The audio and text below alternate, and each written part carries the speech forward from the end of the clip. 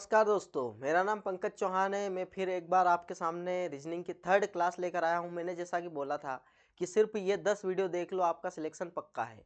तो ये आप 10 वीडियो में से तीसरे नंबर की क्लास है और भी मैं ऐसे लेकर आऊँगा, तो आप इसको ज़रूर देखते रहिए। और इस सीरीज को अगर आपने देख लिया 10 वीडियो की सीरीज को, तो आपको आरपीएफ कांस्टेबल बनने से कोई नहीं रोक सकता। तो आइए देरी ना करते हुए हम हमारे क्वेश्चन की तरफ बढ़ते हैं। क्वेश्चन है हमारा पहला क्वेश्चन है भाई, निम्नलिखित 5 में से 4 किसी तरह समान है और एक अलग समूह बना रहा है। तो कौन सा एक अलग समूह बना रहा है वो हमको देखना है। यहाँ पर देखते हैं। सबसे पहले हम क्या करेंगे, कोड लिखेंगे। तो जरूरी नहीं है कि सबसे पहले कोड लिखना है, पहले एक बार देख लेते हैं। अगर ऐसे ही समझ में आ रहा हो तो वैसे आ जाएगा, नहीं तो फिर कोड लिखना ही है। जैसे ए है SQCX। अगर इनकी बात करें तो एक इसके अंदर लॉजिक लगता है, वो लॉजिक ये लगता है भाई। क्या लॉजिक लगता है? यहाँ पर स्वर और व्यंजन वाला लॉजिक लगता है। सबसे पहले तो ये चेक करना है हमको, क्या स्वर और व्यंजन। ठीक है, अब यहाँ हम देखें तो ये जो है ये स्वर है और बाकी सब व्यंजन है। तो यहाँ पर ऑप्शन में दिखाई दे रहा है ए, हाँ यही वाला लॉजिक इसमें लग रहा है भाई। ये एक तो लॉजिक ये हो गया, और दूसरा लॉजिक पकड़ने के लिए क्या करना पड़ता है, इनके कोड लिखने पड़ते हैं। अगर स्वर व्यंजन वाला नहीं लग रहा होगा तो फिर दूसरा कुछ देखते हैं हम।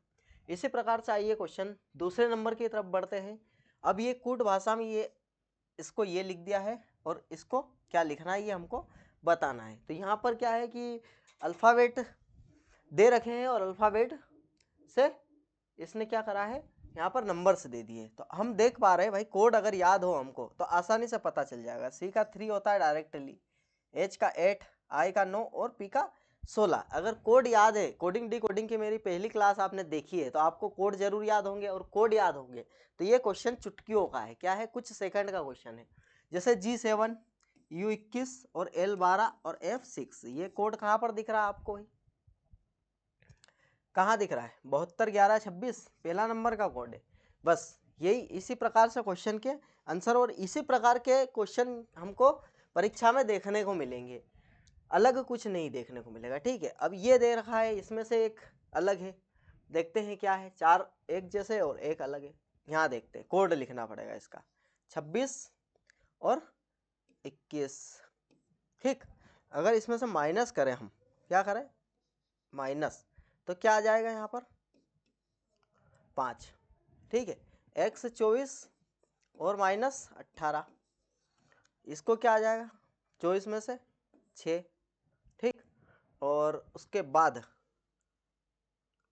26 में से 21 गया तो 5। ठीक है, y हमारा 25 और t 20, इसकी बात करें तो 5, G7 B2 ये 5, इसके बाद R 18 और मेरा 13 ये 5। इसका मतलब ये हमारा क्या है, दूसरे नंबर का भिन्न है।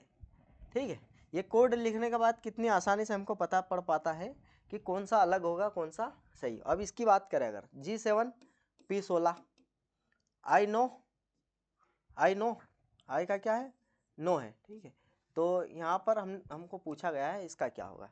तो इसमें क्या करा इसने, अगर देखें हम क्या करा होगा इसने, 7 में 9 जोड़ा तो कितना हो गया 16। अब इसमें 9 में 9 जोड़ेंगे तो यहाँ पर 18 दिख रहा है क्या, 18 का क्या होता है R।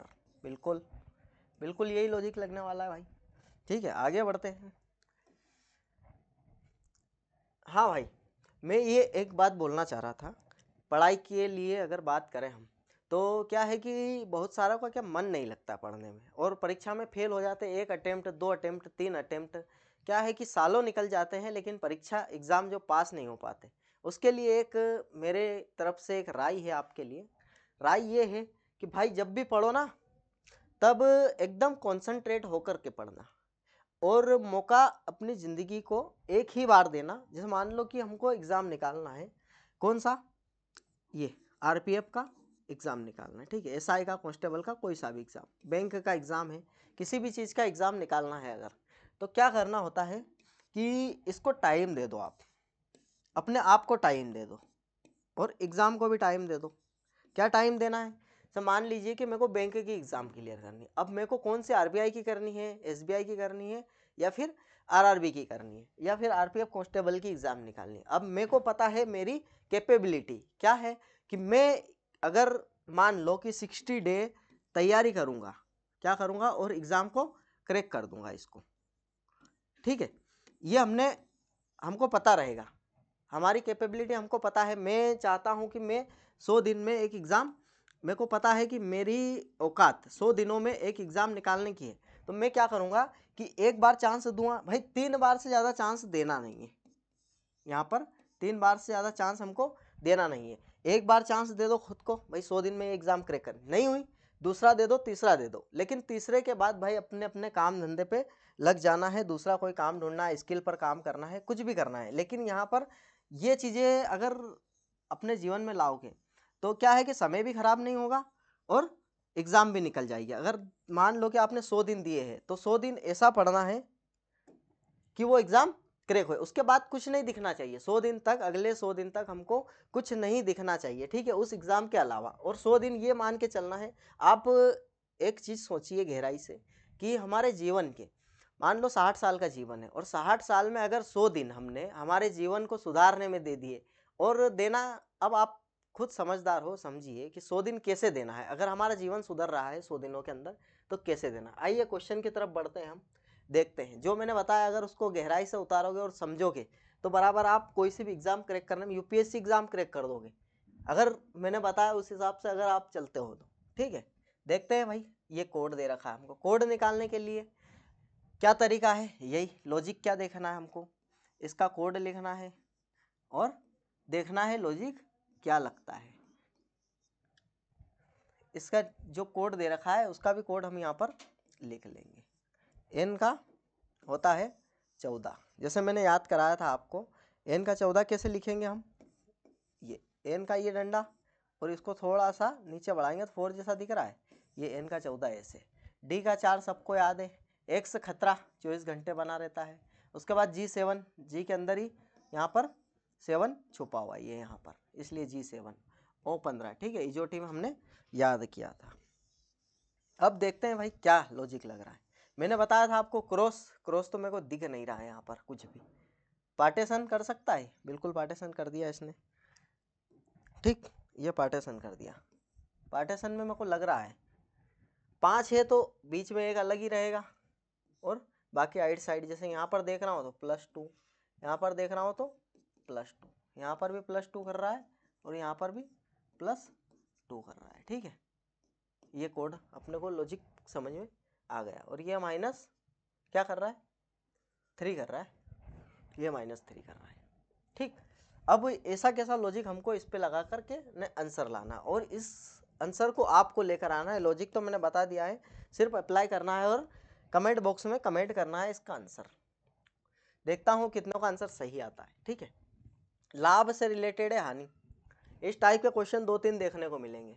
लाभ का उल्टा क्या होता है, हानि। सफलता का उल्टा असफलता। यहाँ पर विलोम शब्द पे बात कर रहा है, ये कोई समस्या नहीं है, बच्चा भी कर देगा, ये तो इतना सिंपल क्वेश्चन है। इसकी बात करें अगर हम, तो भाई इसको ऐड करा था हमने, 2 1 3 और 6 9, 9 से 27 कैसे बना होगा, 3 का गुणा करके। इसकी अगर बात करें हम तो 10 8 18, 18 से 3 का गुणा करेंगे तो मल्टीप्लाई करेंगे यहाँ पर 18 में 3 का, तो यहाँ पर 54 आने वाला है, ठीक है। ये इतने सिंपल सिंपल क्वेश्चन बनते हैं भाई। अगर ये आप नहीं कर पाओगे तो सोचिए क्या ही कर पाओगे। अगर पढ़ाई कर रहे हो आप और एक स्टूडेंट हो तो ये क्वेश्चन नहीं कर पाओगे तो क्या कर पाओ। बर्गर कौन सी कैटेगरी में, स्नैक्स की, तो कॉफ़ी, कॉफ़ी हमारी क्या है, पीने के लिए, ये पे। विद्यालय, बाइक और कार, ये तो बहुत डिफरेंट जा रहा है, कोई भी बच्चा भी लगा देगा। अब सीरीज का क्वेश्चन भाई, सीरीज के क्वेश्चन में एक ही बात ध्यान रखना है, बस सिर्फ एक ही यहाँ पर लॉजिक चलता है। अगर सीरीज धीरे धीरे धीरे धीरे बढ़ रही है तो हमको पता है प्लस और माइनस का कॉन्सेप्ट चल रहा है, ठीक है। सीरीज अगर एकदम से बढ़ रही है, क्या बढ़ रही है, एकदम से, तो यहाँ पर डिवाइड और मल्टीप्लाई का कॉन्सेप्ट है। ये चीज़ें पता है, ये चीज़ें पता नहीं है तो अभी पता कर दिया मैंने, ठीक है। अब यहाँ पर देखें तो धीरे धीरे ही बढ़ रही है, इसका मतलब प्लस माइनस, ये तो समझ में आ गया।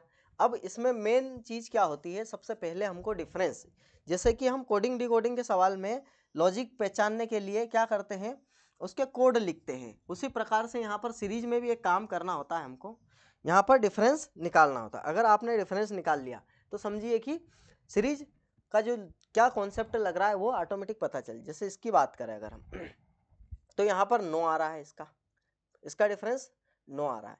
इसकी बात करें तो 16 18, यहाँ पर 18 आ रहा है, ठीक है। उसके बाद बात करें अगर हम तो 11 4 7, ठीक है, और ये 2, यहाँ पर 27। इसका मतलब 9 का यहाँ पर क्या चल रहा है, टेबल चल रहा है। 27 9 27 9 चौक 36, ये यहाँ पर 36 आ रहा है। अब इसके बाद यहाँ पर क्या प्लस करें भाई, इसका अगला क्या आएगा, 45 आएगा। अब 45 हमको यहाँ पर प्लस कर देना है, ठीक है। 7 5 12 2 और 14, 142 हमारा करेक्ट होने वाला है। कहाँ है, ऑप्शन नंबर बी। आ गई बात समझ में। अगर हमने यहाँ पर सीरीज, फिर सीरीज का क्वेश्चन 3-4 क्वेश्चन यहाँ पर सीरीज के भी देखने को मिलेंगे। अगर मैंने जो 2 चीज़ें बताई उसको ध्यान में रखा, भले आपने प्रैक्टिस करी ना करी, लेकिन ये 2 चीज़ ध्यान में रखी तो आप वहाँ पर क्वेश्चन बराबर बना पाओगे।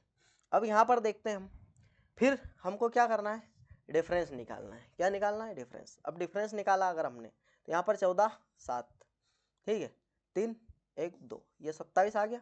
यहाँ डिफरेंस निकाला तो फिर क्या आया, 11 में से 4 गया तो फिर 7, और 6 में से 2 27। भाई 27 27 आ रहा है।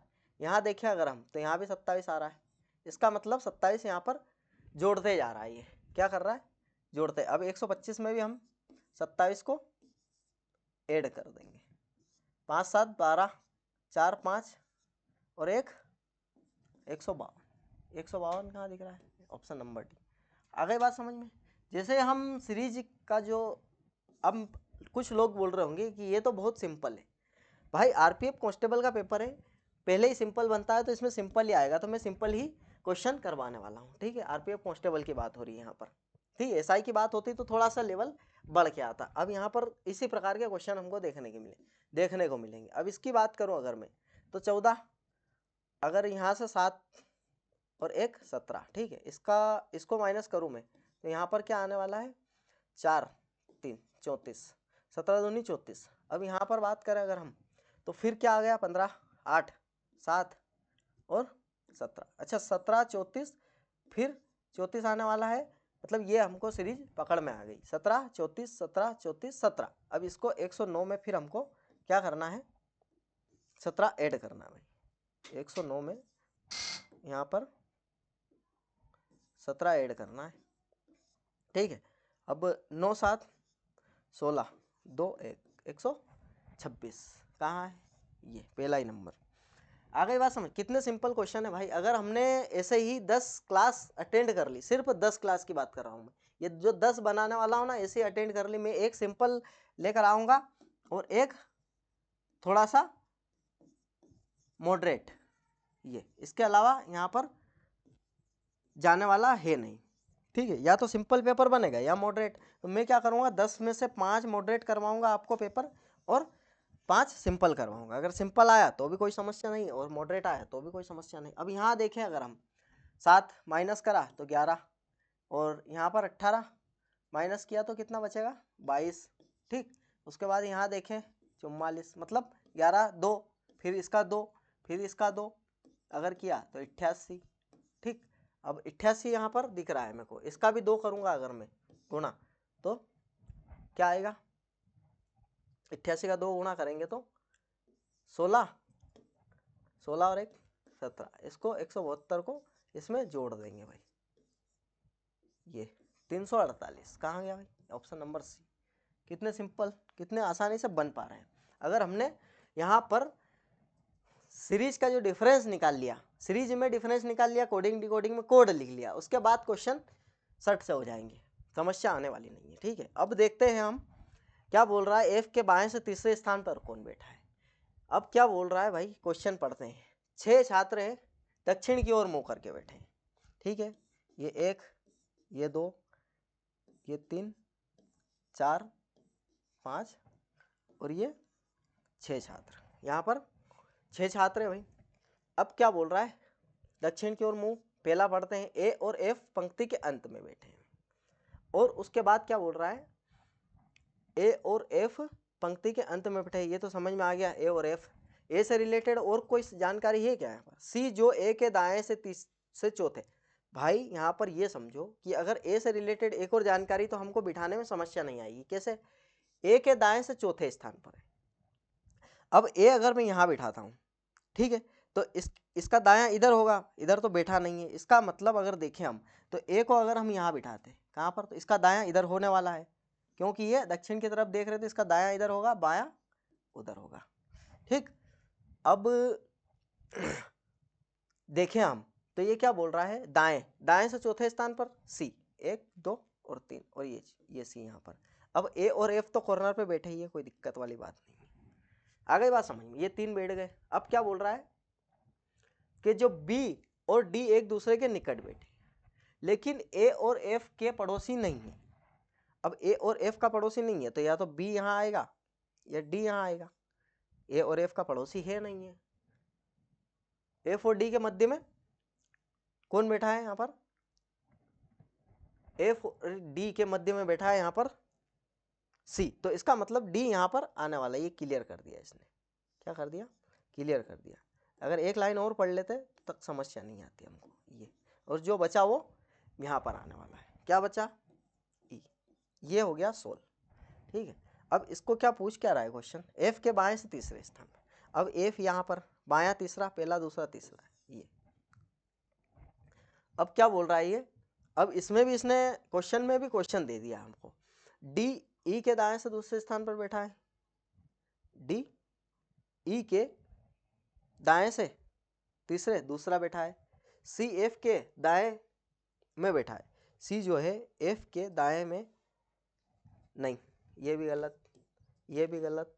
ई और डी पड़ोसी है, ई और डी पड़ोसी नहीं। बी और सी पड़ोसी है, बी और सी भी पड़ोसी नहीं है।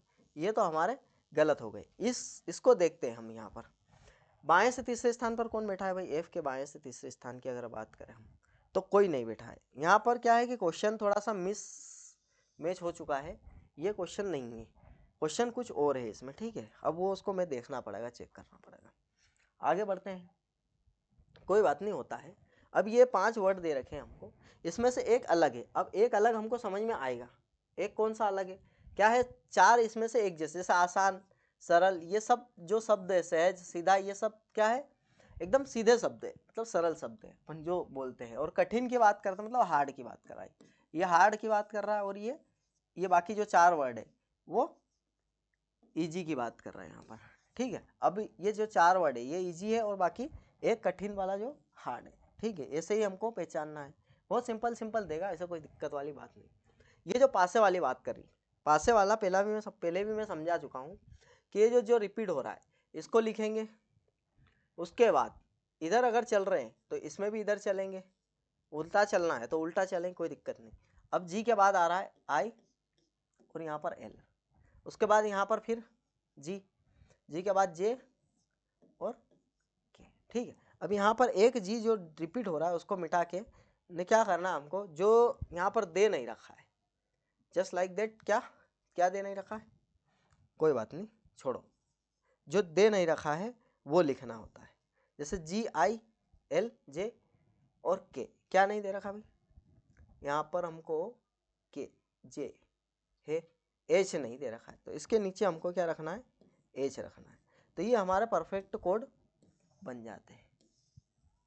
अब ये अगर जी का पूछे तो एच, आई का पूछे तो जे, एल का पूछे तो के, विपरीत। और यहाँ पर उल्टा ऐसे, के का एल, जे का आई और एच का जी। हम सभी बता सकते हैं यहाँ पर क्या पूछा गया हमको। जी के सत्ता के विपरीत कौन है भाई? एच है। यहाँ पर क्लियरली हम बता सकते हैं एच यहाँ पर छपा हुआ है, जी की सत्ता के विपरीत। आगे बढ़ते हैं। अब ब्लड रिलेशन के क्वेश्चन भी यहाँ पर 2 से 3 देखने को मिलते हैं। ब्लड रिलेशन के क्वेश्चन को भी समझना जरूरी है। ये थोड़ा सा क्या लेंदी रहता है, लेकिन इतना नहीं अगर एक बार सीख जाओगे तो। यहाँ पर देखें, अगर ए बी की बहन है, अब ए बोल रहा है बी की बहन है, जेंडर किसका क्लियर है? इसका। जो सी का इकलौता पुत्र है, कौन? जो की बात कर रही है जस्ट इसके पहले वाला बी की बात कर रहा है, सी का इकलौता पुत्र है, इसका भी जेंडर क्लियर। डी सी का पति है, जो डी है वो सी का पति है, इसका मतलब ये माइनस हो जाएगा और ये प्लस हो जाएगा, ये हो गया सोल्व। अब एक का डी से क्या, इसका संबंध बताना है हमको, किसका, इसका, ए का डी से। अब ये ए क्या है, माइनस में, मतलब डी की पुत्री है, क्या है, पुत्री। आगे बढ़ते हैं, कितने सिंपल क्वेश्चन है, ये भी सिंपल ही बनेंगे। अब क्या बोल रहा है, एक लड़की ने लड़के की ओर इशारा करते हुए कहा, वह मेरी माँ की इकलौती बहन की सास का इकलौता बेटा है। लड़का लड़की से किस प्रकार से, इस प्रकार के क्वेश्चन को सोल्व करने का सबसे आसान तरीका मैं बताता हूँ। क्या करना है कि ये जो लड़की है ना, जो लड़की जो बोल रही है, सबसे पहले उसको लिखना है। ये लड़की को लिख दिया भाई। अब ये लड़की क्या बोल रही है वो सुनिए। ये लड़के को अभी छोड़ दो, इससे कोई मतलब नहीं है हमको, अभी फिलहाल लड़की से मतलब है। लड़की बोल रही है वह मेरी माँ, अब इसकी माँ, ये यहाँ पर माँ, ठीक, की इकलौती बहन, इसकी बहन, माँ की बहन, ठीक, की सास। अब बहन की सास मतलब इसका जो पति होने वाला है, उसकी माँ की बात कर रहा है ये, ठीक है। अब उसकी माँ की बात कर दी इसने, कि सास का इकलौता बेटा, मतलब इसकी सास का इकलौता बेटा, मतलब ले देखें यहाँ पति पे आ गई बात। अब हमसे पूछ रहा है लड़का लड़की से किस पर, अब ये लड़का यहाँ पर हमको ऑटोमेटिक निकल कर के आ गया है। अब यूं तो आप दिमाग चलाते तो मजे नहीं आते, लेकिन लड़का हमको निकल, अब ये लड़की और लड़का पूछा किसका है, पहले कौन आ रहा है, लड़का। लड़का कौन है भाई, ये है। अब लड़का कौन है, ये है। इसका मतलब लड़का क्या लग रहा है, माँ की बहन का पति कौन है, मौसा। ये हो जाएगा कि नहीं हो पाएगा। अगले जो लेक्चर लेकर आने वाला हूँ उसमें भी मैं ये ऐसे क्वेश्चन लेकर आऊँगा, बेफिक्र रहिएगा, हो जाएगा, कोई दिक्कत वाली बात नहीं। अब ये है हमारा इनइक्वलिटी का क्वेश्चन। इसमें क्या होता है कि अगर मान लो एक ये चिन्ह है, एक ये चिन्ह है और एक ये तीन चिन्ह है यहाँ पर, इसमें से अगर बात करें, तीनों चिन्ह साथ में आ गए, तो हम सबसे पहले अगर बात करेंगे तो ये वाला यहाँ पर करेक्ट होने वाला है। जैसे कि अगर हम देखते हैं क्या, P से E की बात कर रहा है, P कहाँ पर है और E यहाँ पर है। अब यहाँ से यहाँ चले तो बराबर भी आ रहा है ये वाला चिन्ह और ये वाला चिन्ह। तो अगर यहाँ पर बोलता है कि अगर स्टेटमेंट में हमको P से E अगर ये दे देता, क्या दे देता, तो ये यहाँ पर गलत होने वाला था। क्यों गलत होने वाला था, क्योंकि इसके होते हुए किसी की औकात नहीं है कि वो आ जाए, किसके होते हुए, इसके होते हुए। तो ये यहाँ पर दिख रहा है, तो इसका मतलब यहाँ पर ये करेक्ट होने वाला है। उसके बाद A से L की पूछ रहा है ये, तो A यहाँ पर है, L यहाँ पर है, तो ये क्या है कि जब भी ऐसे हो जाए काम, क्या ये दोनों चिन्ह जो है एक दूसरे से मुंह फेर ले, तो हम इसके बारे में कुछ भी बोल नहीं सकते हैं। ये संभावना पे बात होती है, क्या होती है, ये संभावना। अब संभावना अगर पूछे हमसे तो बता सकते हैं, संभावना की बात कर रहा है तो ये हम नहीं बता पाएंगे क्या बोलना चाह रहा है। ये अगर पलट गए तो, अगर नहीं पलटते तो हम क्लियर कर देता। अब पहला यहाँ पर सही होने वाला है, ऑप्शन नंबर ए। इसी प्रकार से आगे बढ़ते हैं। आगे अगर बढ़े तो फिर ब्लड रिलेशन का आ गया। इसको सोल्व करने के लिए सबसे पहले इसको देखना पड़ता है। पी एस के दादा का भाई है, पी जो है एस के दादा, मतलब यहाँ पर पिता आ जाएगा, पिता का पिता, यहाँ पर दादा, दादा का भाई, ये पी कौन है, ये पी। दोनों के जेंडर क्लियर, प्लस प्लस दादा का भाई पी, ठीक है। अब ये पूछ रहा है कि जो पी की बात कर रहा है, पूछ क्या रहा हमसे, समीकरण की बात कर रहा था। ये जो पी है ये क्या है, प्लस है, इसका जेंडर क्या है, प्लस है। यहाँ पर देखेंगे हम पी के पहले क्या है, 5 की अगर बात करें तो बहन बोल रहा है ये, तो ये तो ऑटोमेटिक गलत हो जाएगा और ये 5 वाला भी गलत हो जाएगा। अब बचे ऑप्शन 2 हमारे पास। 7 की बात कर रहा है ये, तो 7 का तो बोल रहा है ये कि भाई होता है, ठीक है, कोई दिक्कत नहीं है। अब ये हम देखें, अगर इसको सोल्व करके देखेंगे, पहले P7 क्यू दिखा रहा है, तो P क्यू का भाई है। यहाँ पर क्या बोल रहा है, P जो है क्यू का भाई है, कोई दिक्कत नहीं है। उसके बाद बोल रहा है Q5R, मतलब QR की बहन है, QR की, Q जो है R की बहन है। उसके बाद बोल रहा है RS, RS का पिता है, R जो है S का पिता है, ठीक है।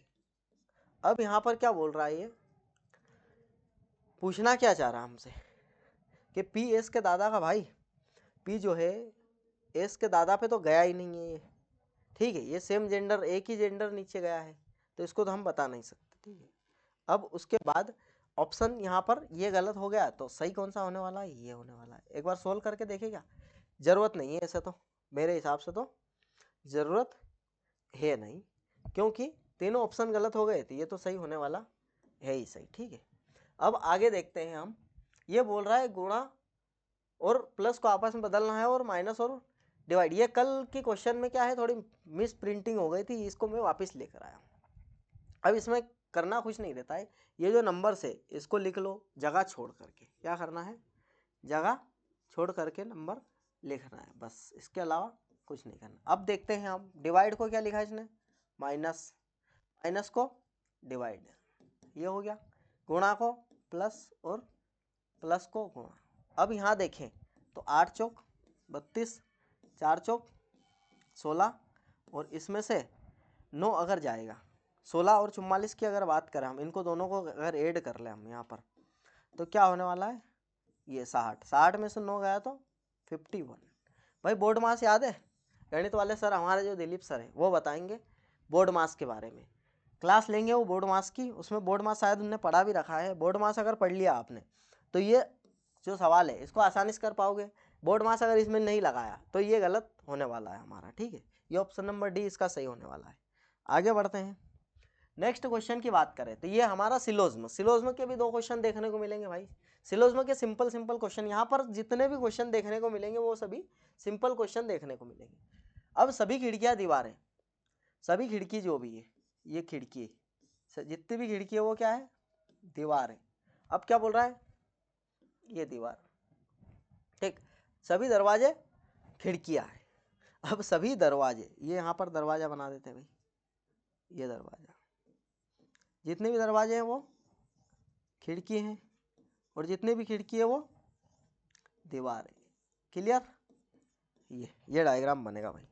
अब ये डायग्राम से हमको पता करना है कि क्या पूछना चाह रहा है। अब हम चलेंगे कहाँ पर, निष्कर्ष पर। सभी दरवाजे दीवार है क्या, जितने भी दरवाजे वो दीवार है क्या, बोल सकते क्या, नहीं, ये हम नहीं बोल सकते, ये संभावना। सभी दीवारें खिड़कियां हैं, जितनी भी दीवार है वो खिड़कियां, इसके बारे में भी नहीं बोल सकते, ठीक। तो इसका क्या है, क्या होने वाला है भाई, दोनों हमारे पास यहाँ पर गलत होने वाले हैं, ना तो, ठीक है। अब यहाँ पर क्या है कि ना तो 1 ना तो 2। अब इसमें क्या होता है कि या, अगर या वाली कंडीशन कब बनती है, अगर इस पे जाते हैं हम, तो या वाली कंडीशन जब बनती है तब यहाँ पर ये सेम हो, यहाँ पर भी दरवाजे दीवार हो, यहाँ पर भी दरवाजे दीवार हो, उसके बाद या वाली कंडीशन बनती है, ठीक है, कोई दिक्कत नहीं। ये फिर से आ गया हमारा क्या, इनइक्वलिटी का क्वेश्चन। अब डी से आर की पूछ रहा है ये, तो यहाँ पर ये टी इसको कनेक्ट कर रहा है, क्या कर रहा है, इसको हटा ही देते हैं, मान लो यहाँ टी है, बड़ा टी, ठीक है, कोई दिक्कत नहीं। अब आर से यहाँ पर चल रहा है डी की तरफ, तो यहाँ से गए ये बड़ा वाला, ये साइन, यहाँ यही साइन जीतेगा, ये पहला, ठीक है। उसके बाद ओ से एस की तरफ, ओ से एस की तरफ गया तो ये मुंह फेर लिया इसने, इसको कुछ भी नहीं बोल सकते। उसके बाद बात करें तो एस, वाई से एस की तरफ, वाई से एस में भी फिर मुंह फेर लिया, इसको भी हम कुछ नहीं बोल सकते। तो यहाँ पर देखा हमने क्या निष्कर्ष निकला, केवल एक। आगे बढ़ते हैं हमारे नेक्स्ट क्वेश्चन की तरफ। नेक्स्ट क्वेश्चन ये है, इसमें पूछ रहा था, इस प्रकार के क्वेश्चन भी आएंगे। मैं जो सिंपल क्वेश्चन जैसे मिरर वाला क्वेश्चन आएगा, मैं यहाँ पर आपको करवा देता हूँ, ठीक है, क्या करवा देता हूँ, मिरर वाला क्वेश्चन। आकृति वाले भी आएंगे, वो बहुत सिंपल क्वेश्चन आएंगे, ठीक। ये मिरर वाला क्वेश्चन यहाँ पर अगर देखें हम, तो यहाँ पर मिरर गलत लिखा हुआ है, लेकिन इसको क्या मिरर में रखना है हमको, तो क्या करना पड़ेगा, इसका मिरर अगर बनाएंगे हम, तो ये मिरर इस प्रकार से मैंने बोला था आपको इस साइड से चलना है हमको। ई की बात करें तो ई फिर इधर मुँह कर लेगा। उसके बाद आर की बात करें तो फिर आर वापस यही बात। उसके बाद आई, तो आई को कोई इफेक्ट नहीं पड़ेगा और एम को भी कोई इफेक्ट पड़ने वाला। ये मिरर समझ गए, पहले भी बता दिया था मैंने। उसके बाद यहाँ पूछता है ये कि ये 3 डायग्राम में से वर्ग बनाना है, तो ये मेरे को इस 3 में से कौन सा, ये स्टार भी हट गया, ये भी हट गया। उसके बाद ये 3 ही बच्चे जो वर्ग बना सकते हैं। ठीक है, अब इनको मिलाना है और वर्ग बनाना है। आ गई बात समझ में। इसी प्रकार के क्वेश्चन यहाँ पर हमको परीक्षा में देखने को मिलेंगे। अगर क्लास अच्छी लगी हो तो आप लाइक शेयर सब्सक्राइब जरूर करें और अपने दोस्तों को शेयर कर दें, क्योंकि ये 10 क्लास में ऐसी लेने वाला हूँ कि जिससे आपका सिलेक्शन सुनिश्चित होने वाला है। तो धन्यवाद। अब मिलते हैं नेक्स्ट क्लास में चौथे नंबर की। ठीक है।